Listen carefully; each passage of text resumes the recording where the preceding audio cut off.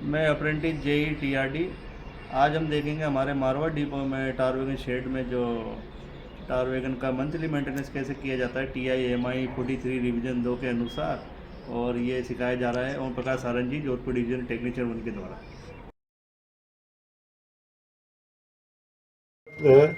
Check the last schedule detail of engine and compressor. तो engine और compressor, engine की जो लास्ट मेंटेनेंस हुआ, चाहे बी चेक हुआ या सी चेक हुआ, उसकी आप अपने को अपनी लॉग बुक में अगर मेंशन है या अलग से कोई फाइल मेंशन है तो उसमें अपने को देखना है कि इंजन का लास्ट शेड्यूल कौन सा हुआ था। और बी चेक, हर इंजन का बी चेक है वो 300 घंटे, एवरी 300 घंटे में या 6 महीने में होता है। और सी चेक है वो 1 साल या 1500 घंटे में होगा। डी चेक है 2 साल और 6000 घंटे में होगा। तो लास्ट जो शेड्यूल हुआ है उससे डिसाइड होता है कि अगला शेड्यूल कौन सा होगा। जैसे सी चेक हो रखा है तो नेक्स्ट बी चेक होगा, और सी चेक के बाद में 300 घंटे हो गए तो। और जब बी चेक और सी चेक होता है उस टाइम पे एयर कंप्रेसर की, इसमें लिखा है कि कंप्रेसर, तो इसमें कंप्रेसर तो इनबिल्ट है। कंप्रेसर की जो पाइप है उसको खोल के और अपन चेक करेंगे कि भी एयर कंप्रेसर से भी एयर भी सफिशिएंट जनरेट हो रही है।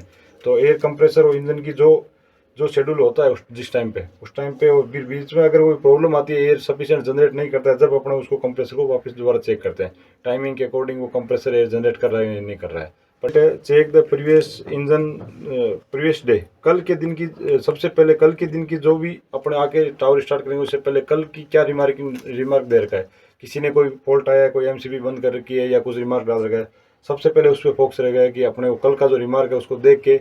और पहले तीसरा पॉइंट है फ्यूल वाटर सेपरेटर ड्रेन, और नीचे वहीं चलते हैं उसकी फोटो के साथ। जब भी अगर इसमें ये जो रेड वाली जो रिंग है, ये जो रेड मार्किंग है, अगर आप जब भी यहाँ आते हो इसमें जो भी डीजल में जो हल्का मॉइस्चर वगैरह या पानी वगैरह होगा वो यहाँ जा जाते हैं, यहाँ इसमें रह जाता है, वो पानी नीचे रहता है। जब पानी नीचे रहेगा तो पानी से ये रिंग है ऊपर उठेगी रेड वाली, ये रेड मार्किंग में जाती है। तब अपने इसको खोल के थोड़ा सा लूज करेंगे तो यहाँ से ऑटोमेटिक ये नीचे जो वाटर डीजल के साथ में जो मॉइस्चर वगैरह है वो सब खत्म हो जाएगा।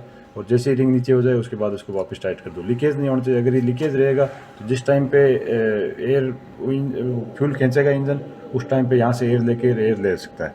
तो वापस टाइट इतना भी टाइट मत करो प्लास्टिक टूट जाए। नॉर्मल मतलब इसके सही टाइट कर दो और उसके बाद इसे कपड़ा मार के देख लो कि ये लीकेज तो नहीं कर रहा है। लीकेज नहीं कर रहा है उतना टाइट करके छोड़ दो। ये हर इंजन के जब सामने आके बैठोगे ना, यहाँ जब भी चाहे उधर वाले इंजन जाओ या इधर वाले इंजन में जाओ, तो लेफ्ट साइड में आपको ये, इसमें देखो ये मैंने इस ग्लास में इसमें एरो बना रखा है, इसमें जैसे मार्किंग होती है, यहाँ भी एक मार्किंग होती है। तो इधर की साइड की जो मार्किंग होती है वो रन के टाइम में, इधर की साइड है वो स्टार्टिंग टाइम वाली मार्किंग को पहले देखना है कि यहाँ तक ऑयल अपने, यहाँ और यहाँ के बीच में ऑयल अपने होना चाहिए। जिस टाइम पे इसके बीचों बीच में ऑयल होना चाहिए कि अपन जिस टाइम चालू कर रहे हैं, जब अपन आए हैं देखने के लिए, यहाँ ऑयल यहाँ कम से कम ये लो लेवल है, ये मैक्सिमम लेवल है, इसके बीच में यहाँ ऑयल होना चाहिए। ये ऑयल का सफिशिएंट लेवल है स्टार्ट करने से पहले का। जैसे ही इंजन स्टार्ट होगा उस टाइम पे रन की जो लेवलिंग है वो काउंट होएगी। रन में इंजन चालू एक बार चालू करोगे उस टाइम पे हो सकता है यहाँ से थोड़ा कम भी जा सकता है, लेकिन जैसे ही 2-4-5 मिनट हो जाएगी उसके बाद आप देखोगे तो यहाँ जो मैक्सिमम लेवल और ये जो वोल्ट है ये इसका स्टार्ट इंजन का चालू इंजन का ये मिनिमम लेवल है। इससे नीचे नहीं होना चाहिए। इससे नीचे होगा तो कभी भी इंजन ट्रिप हो सकता है। तो ये इस कंडीशन पे आए उस टाइम पे ऑयल मतलब टॉप अप करने के लिए, अगर या तो मेंटेनेंस का टाइम हो गया तो मेंटेनेंस के लिए करें और ऑयल पूरा चेंज करें, नहीं तो फिर अगर कम हो रहा है तो उसको ऑयल को टॉप अप करें। इंजन नहीं तो ऑयल कम की वजह से इंजन ट्रिप भी हो सकता है। ठीक है, इन बैठ के और लेफ्ट साइड और राइट साइड के, लेफ्ट साइड के मार्किंग है वो स्टार्ट करने से पहले के, और राइट साइड का मार्किंग है वो इंजन स्टार्ट करने के बाद के। इंजन ऑयल टॉपअप करना है उस टाइम पे इस ग्रेड का ऑयल कम से कम यही ग्रेड का ऑयल यूज़ करना है 15W40। और नया फ्रेश ऑयल कभी भी इंजन में डालते हुए पुराना ऑयल नहीं डालना है। जब भी डालो नया ऑयल डालो। चाहे पॉइंट है इसमें, जब भी अगर इंजन को जो एयर है, एयर कंप्रेसर को मिलने वाली जो एयर है, उस एयर में वहाँ फिर ऊपर का एयर फिल्टर अगर चौक होंगे तो इसमें रेड बैंड का इंडिकेशन आएगा। नीचे ही पुश बटन है, इसे एक बार 1 टाइम के लिए अगर किसी कारण से इंडिकेटर ऑपरेट हुआ तो उसको रीसेट कर दो। और अगर रीसेट करने पे ये बार बार रेड बैंड जा रहा है तो एयर फिल्टर को खोल के देखो, एयर फिल्टर चौक हो गया, जिसकी वजह से इंजन को प्रॉपर एयर नहीं मिल रही है। प्रॉपर एयर नहीं मिलेगी तो air compressor proper air output नहीं दे पाएगा। यहाँ पे येलो येलो का इंडिकेशन आ रहा है, जिस इंजन में भी येलो का इंडिकेशन आ रहा है तो मान के चलो कि केवल येलो का इंडिकेशन आ रहा है तो ये इंजन में कूलेंट का लेवल कम हो गया है।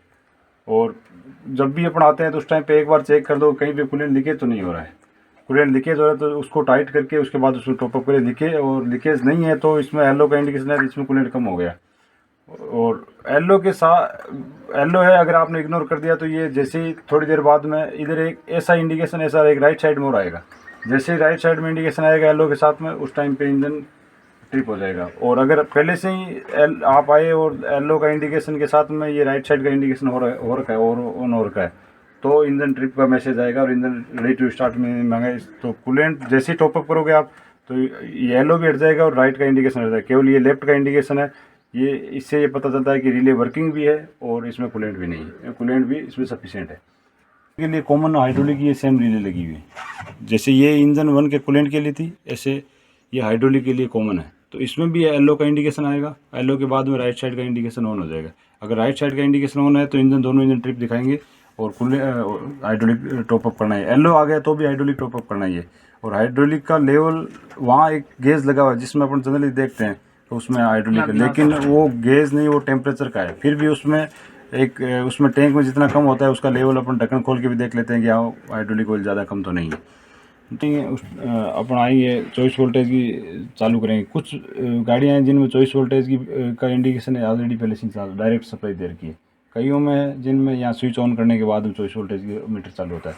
लेकिन इंजन स्टार्ट करने से पहले पर डे ये देखना है कि भी 24 वोल्टेज बैटरी है उसके वोल्टेज कितने हैं। 24 वोल्टेज बैटरी के कम से कम 24 वोल्टेज होना चाहिए। सारे सेल अगर सही कंडीशन में काम कराए तो 25 या 25 चार पाँच वोल्टेज होते हैं, लेकिन 24 वोल्टेज होना चाहिए।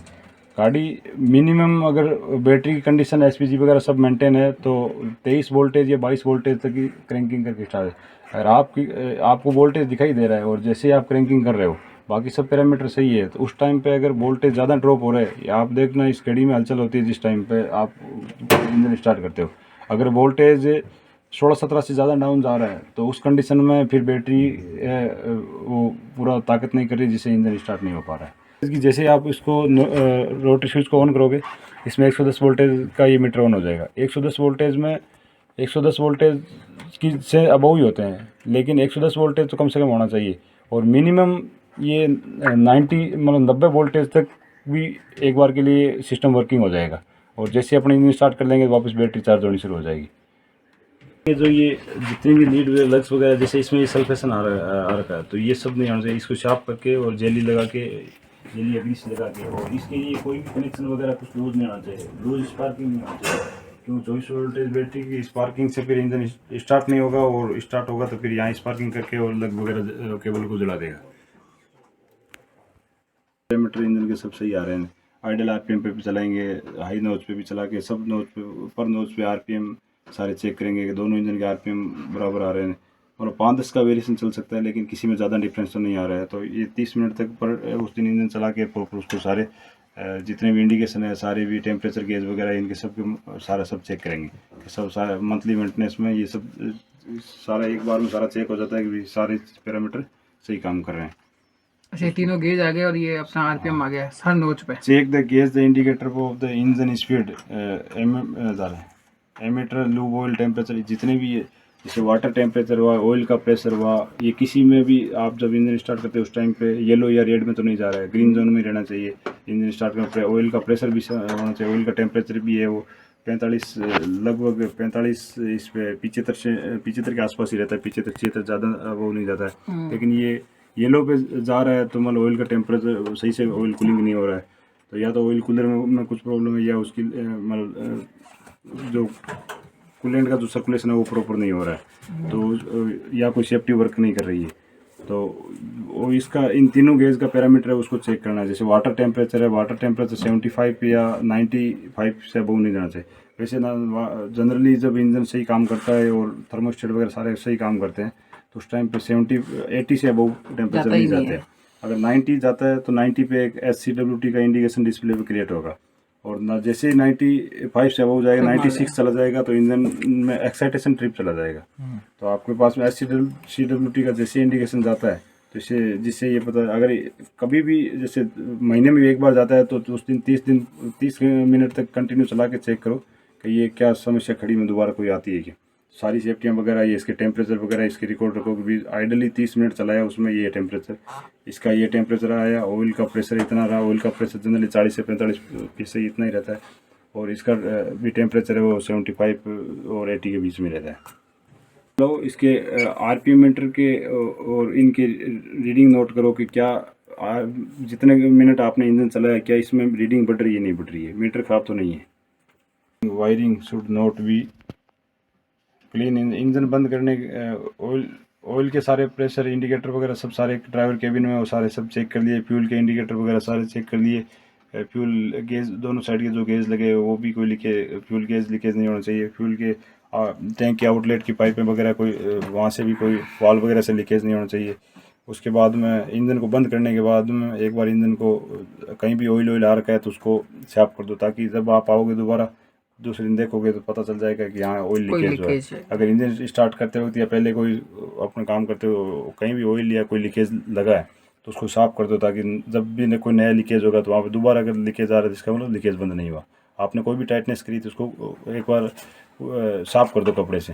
साफ़ करने के बाद में फिर अगर दोबारा लीकेज होगा तो वहाँ वापस अगर आ रहा है तो इसका मतलब ये लीकेज रुका नहीं है, जिससे इसलिए इसको क्लीन करना, इंजन को बंद करने के बाद क्लीन करना और ठंडा करके ही। जब भी अपन यहाँ आते हैं इंजन स्टार्ट करते हैं या सप्लाई को ऑन करते हैं उस टाइम पे किसी पर सप्लाई ऑन करते वक्त किसी प्रकार का कोई आपको जैसे शॉर्ट सर्किट का ऐसा कोई अबनॉर्मल आपको कोई साउंड सुनाई देता है तो उसको फिर चेक करें प्रॉपर। और कोई भी कनेक्शन वगैरह केबल के अंदर जो पैनल में जितने ये केबलें वगैरह और डीसी की 24 वोल्टेज और 110 की जो लगी हुई है उनको सेफ्टी के साथ प्रॉपर उनको टाइटनेस वगैरह सब चेक करें।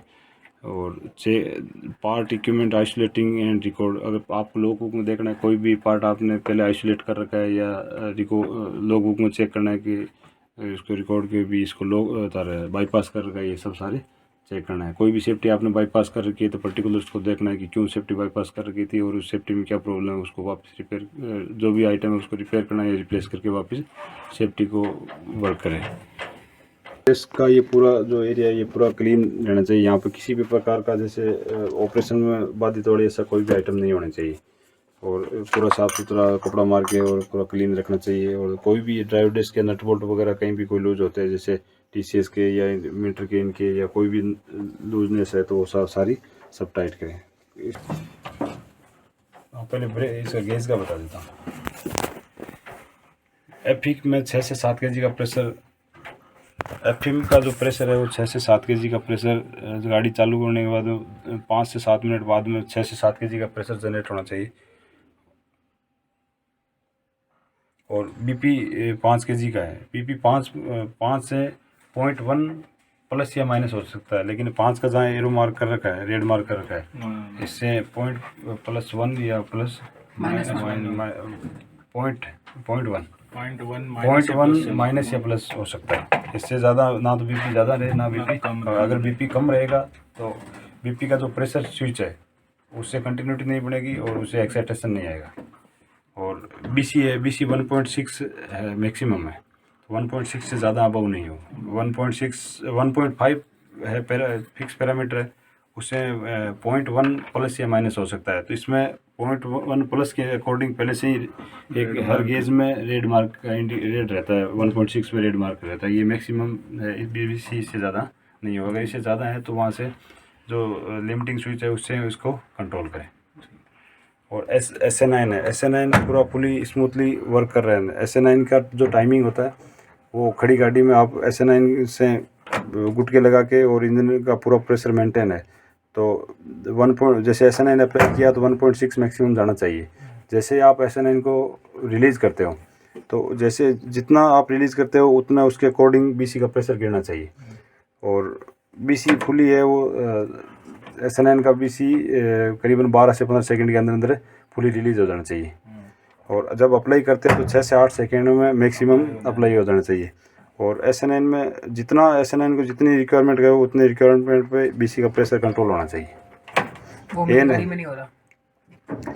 अगर नहीं हो रहा है तो आप उसका ये चेंज कराएं। ये डबल चेक वाल SN9 का सेपरेट डबल चेक वाल लगा है उसको चेक करें। उसके बाद में SN9 और A9 का जो कॉमन डबल चेक वाल है उसको चेक करें। अब A9 है, A9 से आप आधा केजी प्रेशर गिरा के चेक करें। आधा केजी जैसे आप BP का आधा केजी प्रेशर गिराओगे तो यहाँ ब्रेकिंग सेंस करनी चाहिए। अगर ब्रेकिंग सेंस कर रही है तो उसके बाद में 1.5 केजी FS गिराओगे तो FS में 3 से 5 सेकंड में आपका प्रेशर है वो 1.6 से जाना चाहिए। अगर आपने फुली इमरजेंसी मारा है तो फुली इमरजेंसी का वापस रिलीज़ होने में 15 से 22 सेकंड के अंदर अंदर वापस ब्रेक रिलीज़ हो जाना चाहिए। SN9 को और A9 को रिलीज़ करने के बाद में चेक करना चाहिए कि फुली BC है वो 0 होना चाहिए। और अप्लाई करने पे अगर आपने कोई भी किसी की भी कमांड दी है तो फुली 1.6 से जाना चाहिए। तो उसका जो पैरामीटर है उसके अकॉर्डिंग ब्रेकिंग अप्लाई और रिलीज होनी चाहिए। फॉग लाइट का जैसे आप स्विच ऑन करोगे तो वो देखो सामने फॉग लाइट जल रही है।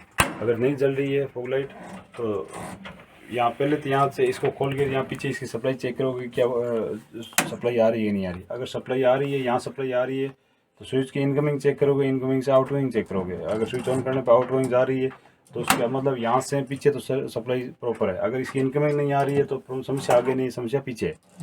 तो जैसे ही आपके आउटगोइंग तक स्विच के आउटगोइंग में चेक कर दिया सप्लाई आ रही है तो आप फिर यहाँ से लेकर वहाँ तक सबसे पहले उसका बल्ब चेक करोगे। अगर बल्ब सही है तो फिर यहाँ से लेकर वहाँ तक की वायरिंग को ट्रेस करोगे, वायरिंग को चेक करोगे।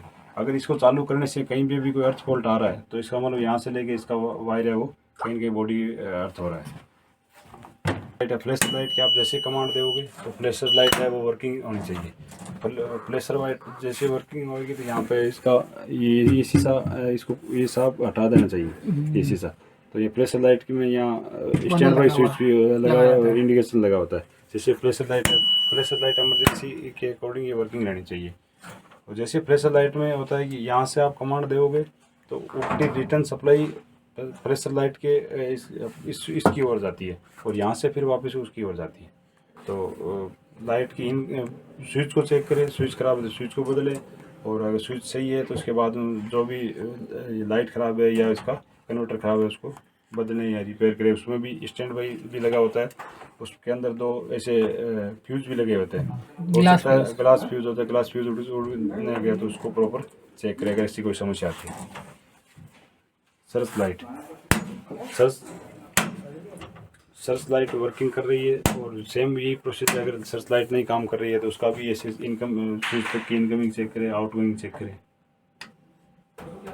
स्पॉट लाइट तो अपने यहाँ ये ऊपर यही कैबिन में यहीं लगी हुई है तो स्पॉट लाइट को भी चेक करें। और ये स्पेयर स्विच रहता है कि किसी का को ख़राब हो जाए तो तुरंत इसको खोल के इसमें देखिए।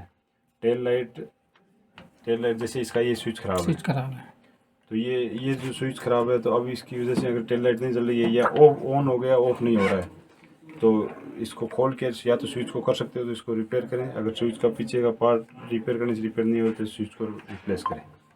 और ये ऑन ऑफ सही हो रहा है उसके बाद में नहीं काम कर रहा है तो इसकी वायरिंग यहाँ से पहले इनकमिंग चेक करें वो और इनकमिंग में सप्लाई आ रही है तो वो स्विच ऑन के बाद आउटगोइंग चेक करें, आउटगोइंग आ रही है तो उसके बाद लाइट चेक करें। लाइट में जाकर वहाँ भी सप्लाई चेक करें। वहाँ अगर आपके प्रॉपर वोल्टेज आ रहा है तो इसका मतलब लाइट ही ख़राब है। तो वहाँ अगर वोल्टेज नहीं आ रहा है, यहाँ आपके आउट वोल्टेज दिखा रहे थे, यहाँ से लेकर वहाँ तक वायरिंग को चेक करें। हेडलाइट की जैसे ही आप सब हेडलाइट में 2 स्विच लगे होते हैं, एक केवल हेडलाइट को ऑन करता है तो ये स्विच प्राइमरी में ऑन रहेगा।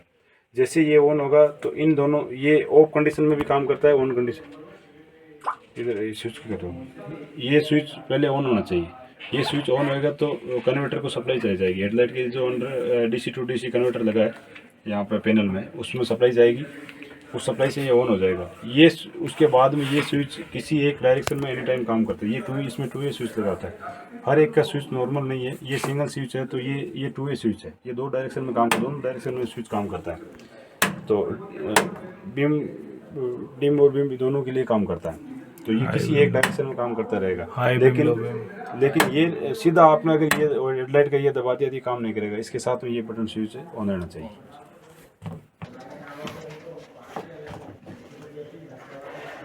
कुछ जैसे कोई इसका इंडिकेटर का कोई भी इंडिकेटर ख़राब हो गया तो एक इसको प्रेस करके चेक करें कि सारे कोई इंडिकेटर चिपका हुआ तो नहीं है, कोई अंदर इंडिकेटर ख़राब तो नहीं हो गया जो परमानेंट दिखा रहा है जिसके कारण से अपन इसको फॉल्ट ढूंढने में लगे हुए हैं। तो ये इसको ऐसे करके प्रेस करके सारे इंडिकेटर को वर्किंग करके एक बार के लिए चेक करें। एमआर प्रेशर का एक दिया है कि check the initial charging time of the main reservoir MR tank should be take around the 10 minute. If it is the unusually long check the brake piping. अगर आप दोनों इंजन को स्टार्ट करते हो तो उस टाइम पे ये 10 मिनट ये दिया है कि आप 10 मिनट तक आप चेक, वैसे जनरली इसमें दोनों इंजन स्टार्ट हो गए 5 मिनट में एमआर का सफिशिएंट प्रेशर जनरेट हो जाएगा अगर आपके किसी प्रकार का कोई लीकेज नहीं है तो। अगर उस फिर भी आप 10 मिनट तक आप चेक करोगे, 10 मिनट तक किसी भी प्रकार का एमआर का प्रेशर पूरा जनरेट होने के बाद भी कहीं लीकेज विकेज नहीं है। और एमआर का प्रेशर कई बार क्या माइनर लीकेज होता है तो वो पकड़ में नहीं आता है। जैसे माइनर लीकेज है तो उसको कैसे आप जैसे इंजन बंद करते हो तुरंत प्रेशर धीरे धीरे कम होना था, या एक इंजन चालू कर रखा है तो लेट तक वो जनरेट नहीं कर रहा है, तो उस कंडीशन में क्या करो, इंजन बंद कर दो। इंजन बंद कर दो, प्रेशर पूरा जनरेट हो गया और केवल ऐसा जब ब्रेकिंग करके खड़ी कर दो और प्रेशर रहने दो। और 110 की सप्लाई मत काटो। जैसे 110 की सप्लाई अपन क्या है कि इंजन बंद करते हैं 110 की सप्लाई काटते हैं तब जब क्या है कि प्रेशर जीरो हो जाता है तो अपने को पता नहीं चलता है। तो इसलिए 110 की सप्लाई मत काटो और इंजन बंद करके और पूरी गाड़ी पे चक्कर मार के आओ कि कहाँ पे भी एयर, कहीं पे एयर लीकेज हो रहा है तो वो जगह ट्रेस हो जाएगी। फिर उसके जो भी कनेक्टर से लूज है या जो भी आइटम जिससे लीकेज हो रहा है उसको बंद टाइटनेस करें और चेक करें। ये सब तो उसमें आ गया। D1 check the functioning of SN9 A9 वाल एंड D1। दोनों केबिन के SN9 और A9 को प्रॉपर हर स्टेप कोई फंक्शन कर रहा है नहीं, ये तो मंथली में पूरा चेक करना ही है। और अगर माइनरली किसी में प्रेशर कम ज़्यादा है तो नीचे इसके नीचे रेड्यूस वो चक्री लगी है, उस चक्री से आप हल्का सा उसको कम या ज़्यादा बढ़ा सकते। जैसे प्रेशर अपना BP का प्रेशर अगर 4.8 आ रहा है तो उसको हल्का सा उसको बढ़ाया जा सकता है, हल्का सा बढ़ा के उसको 5 मिनट कर दो। 5 मिनट 2 जा रहा है तो उसको 5 मिनट 1 कर दो या 5 कर दो। तो उससे नीचे इसके नीचे जो रेड्यूस वाल लगा उससे SN9 में जो रेड्यूस वाल है वो प्रेशर को बढ़ाने या घटाने का काम नहीं करता है।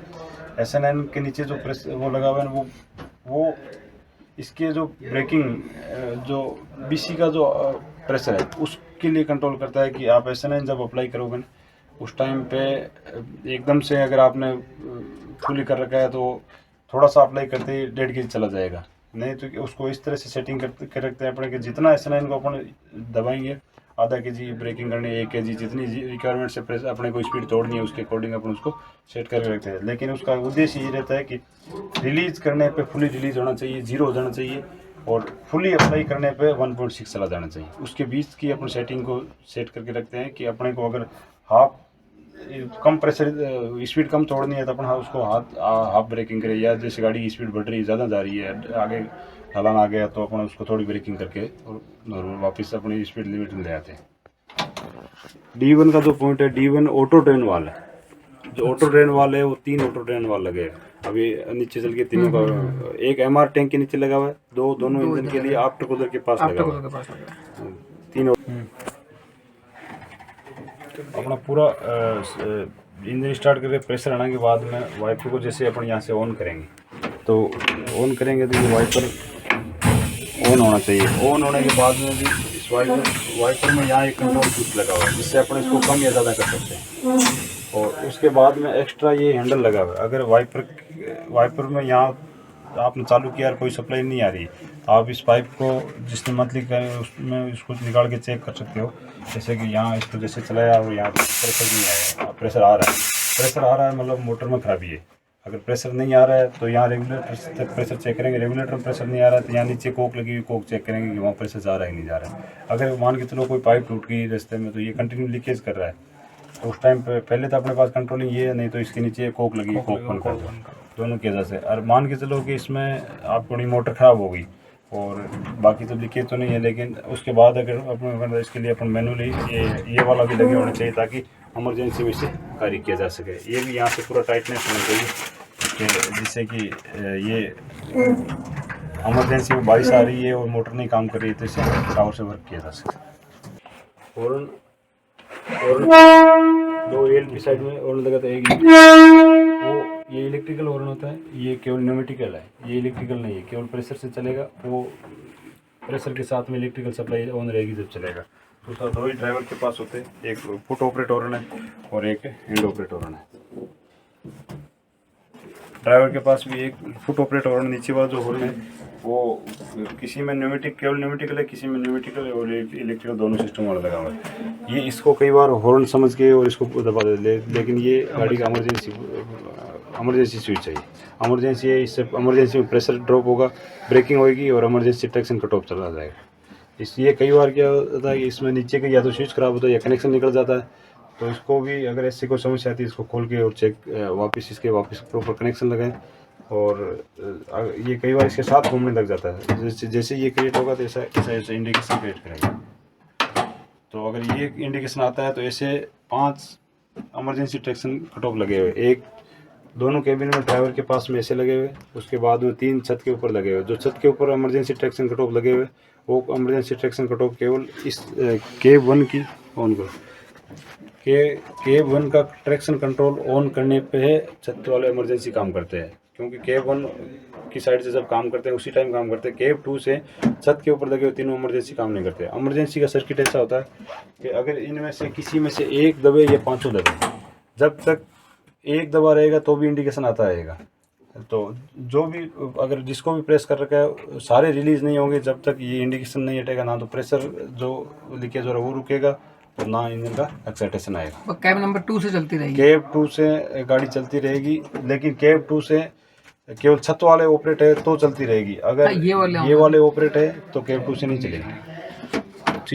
ओची सेंसर जैसे है तो जैसे वर्क कर रहे हैं ना, इसमें भी जैसे मीडियम लो, अपन इसको भी लो में मीडियम हाई में कर सकते हैं। दूसरा ऑन में ऑन, ऑफ में ऑफ। अगर सेंसर फॉल्ट होगा तो ऑटोमेटिकली यहाँ इसमें येलो बत्ती जल जाएगी। और सेंसर इसमें ये इसका ऑपरेशन से इफेक्ट नहीं करता, ये इसका सेपरेट डिवाइस केवल 110 की सप्लाई देती है और ये ऊपर उसकी ओची की चार्जिंग का बताता है। तो इसमें 3 ही डिवाइस, एक तो डिस्प्ले लगी हुई है, एक ऊपर यहाँ करो, यहाँ पे ऊपर सेंसर लगा हुआ है और यहाँ न्यूमेटिक का एक बॉक्स लगा हुआ है। इसकी साइड से ये जब खोलेंगे यहाँ पे न्यूमेटिक का एक बॉक्स लगा हुआ है। क्या तो इधर से दिख रही है फोटो? खुला ही है, दिख रहा है कुछ खुला तो है लेकिन दिख नहीं रहा। बॉक्स है, उसमें 3 केबल लगती है। कई बार क्या होता है डिस्प्ले में सप्लाई नहीं आती, तो अपने को चेक करना है कि डिस्प्ले में सप्लाई नहीं आ रही है। यहाँ तो या तो डिस्प्ले के पीछे जो वायर है वो लगा हुआ है उसको चेक करना है, और नहीं तो ये नीचे जो पीसीबी लगी हुई है उस पीसीबी में 3 केबल लगी हुई थी। एक केबल ऊपर सेंसर से आके उसमें लगती है, एक केबल डिस्प्ले से कनेक्ट रहती है, एक केबल 110 की सप्लाई से कनेक्ट रहती है। तो 110 तो सबसे पहले चेक करेंगे 110 की सप्लाई की केबल लगी हुई है।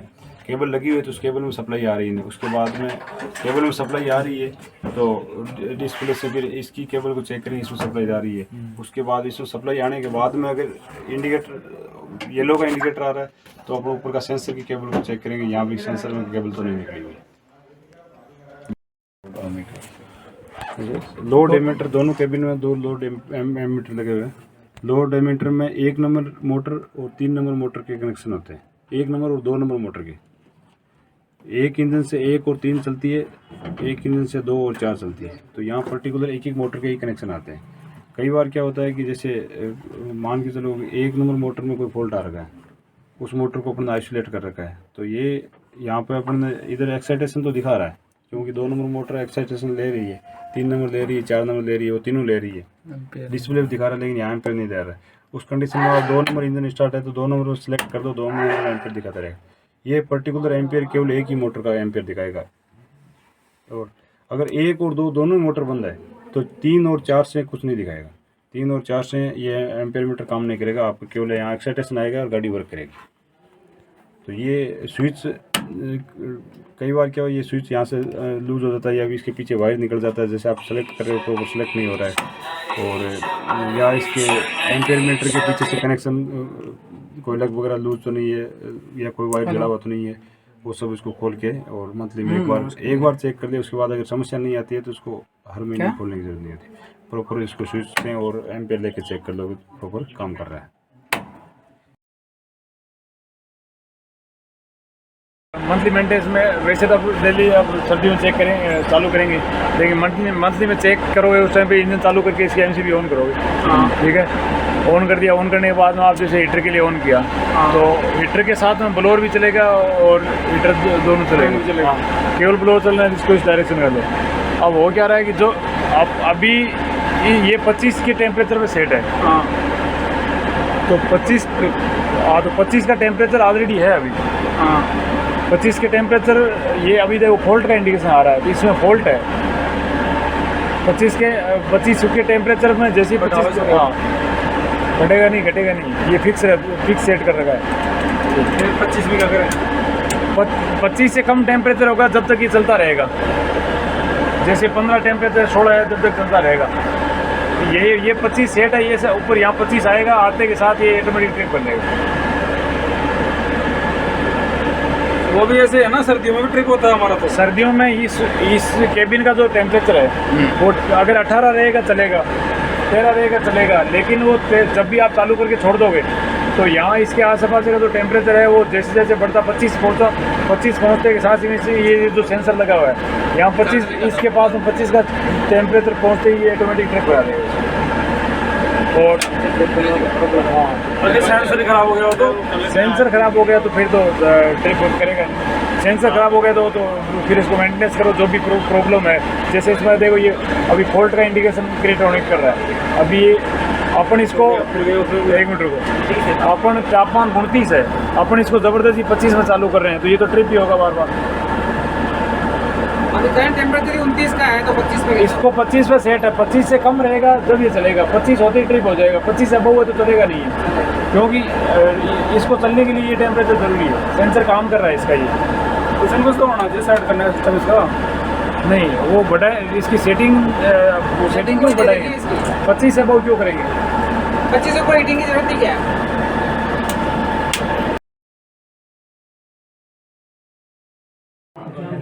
देखो मंथली में इसके दोनों साइड के दरवाजे ये से खोल के फ्लोर में, और ये डायोड वगैरह है, कोई भी डायोड जला हुआ तो नहीं है, कोई वायर लूज तो नहीं है, कोई पार्ट हीट तो नहीं हो रखा है, ये सब सारे चेक करना है।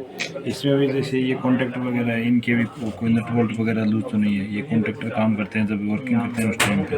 और ये हो गया इधर जो सामने ये फ्यूज़ लगे हुए हैं, फ्यूज़ में से जैसे कोई फ्यूज़ उड़ जाता है तो वहाँ फ्यूज़ फेलियर का इंडिकेशन आता है। अच्छा, अगर कोई फ्यूज़ उड़ा हुआ है तो उस फ्यूज़ को पर्टिकुलर चेक करें।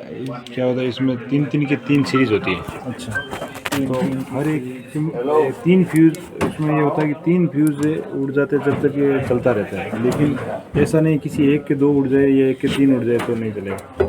तीनों में से एक अगर फ्यूज़ उड़ जाएगा जब तक चल जाएगी, लेकिन वहाँ 3 फ्यूज़ फेलियर का इंडिकेशन शो करना शुरू कर देगा। उड़ जाएगा तो चेंज करना है, फ्यूज़ को चेंज करना है। फ्यूज़ अगर कोई लूज है, जैसे कई बार क्या फ्यूज़ लूज नहीं होता है, लेकिन यहाँ देखो ये सामने जो है ये देखो ये रिले, ये इसकी रिले, ये रिले है ना, ये जैसे ये फ्यूज़ है ना, ये ऐसे, तो ये जब फ्यूज़ देखो उसको निकाल देगा, ये जो फ्यूज़ है ना उड़ेगा ना तो इसमें से ये एक नोब निकलेगी वायर की, वो वायर की जो नोब है ना वो नोब इसको ऑपरेट कर देगी। तो ये जब ये ऑपरेट होती है ना वहाँ जिसकी नोब निकलेगी तो ये ऑपरेट होगी तो वहाँ पे डिस्प्ले पे फ्यूज फेलियर का इंडिकेशन क्रिएट करेगा।